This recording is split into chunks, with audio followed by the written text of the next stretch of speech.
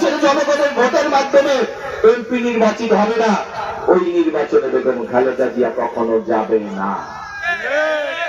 যার কারণে উনি কিন্তু কথা রেখেছিলেন খালেদা জিয়া নির্বাচনে যায় নাই, কিন্তু আজকে খালেদা জিয়া নাই, কিন্তু আমরা কিন্তু সেই জনগণের ভোটের অধিকারটা কিন্তু আমরা ফিরে পেয়েছি না।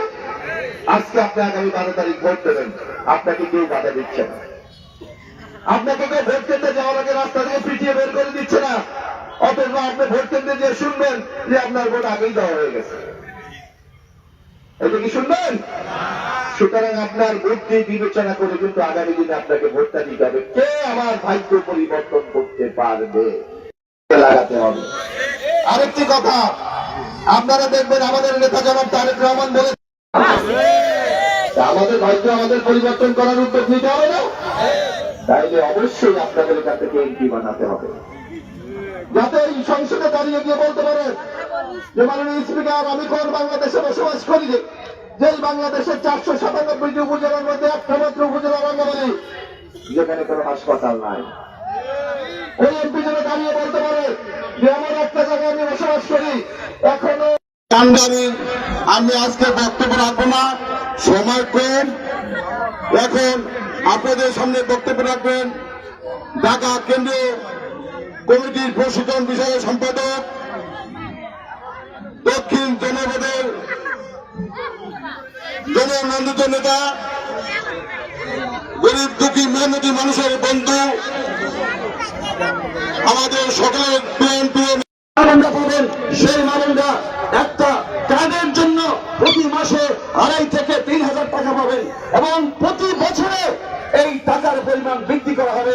একটা কার্ডের মেয়াদ থাকবে 5 বছর, কেননা একটা সরকারের মেয়াদ থেকে 5 বছর, এবং এই কার্ড যে মামুন পাবেন সেই কার্ডের মাধ্যমে মামুন গণপ্রজাতন্ত্রী বাংলাদেশ সরকারের কাছ থেকে প্রতি বছর একবার করে বিভিন্ন সবজির বীজ পাবেন, এবং বাড়িতে বাড়ির উঠানে রাস্তায় বৃক্ষরোপণ করার জন্য বৃক্ষের চারা পাবেন।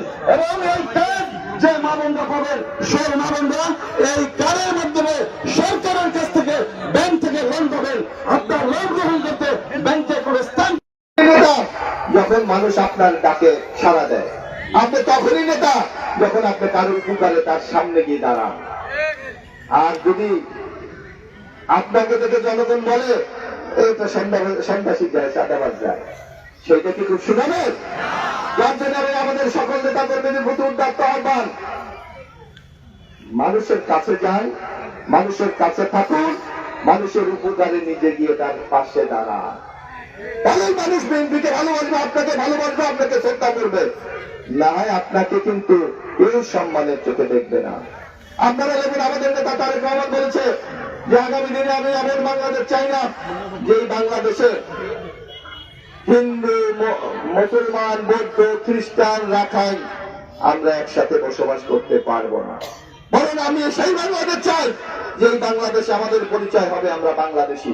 যার জন্য উনি একটা স্লোগান আবিষ্কার করেছে, এবার দেখেছেন যে আমি মুসলমান হতে পারি, হিন্দু হতে পারি, বৌদ্ধ হতে পারি, খ্রিস্টান হতে পারি, কিন্তু আমার সামগ্রিক পরিচয় আমি বাংলাদেশি। যার জন্য উনি বলছেন সবার আগে বাংলাদেশ। যদি বাংলাদেশ থাকে আমি থাকবো, বাংলাদেশ থাকলে বিএনপি থাকবে, বাংলাদেশ থাকলে ওই আওয়ামী লীগ থাকবে, ওই জামাত থাকবে, চরমনাই থাকবে। যার জন্য আমাদের কথা একটাই, আমরা বাংলাদেশকে ভালোবাসতে হবে। চলনবিল প্রবাহ, মা মাটি মানুষের কণ্ঠ।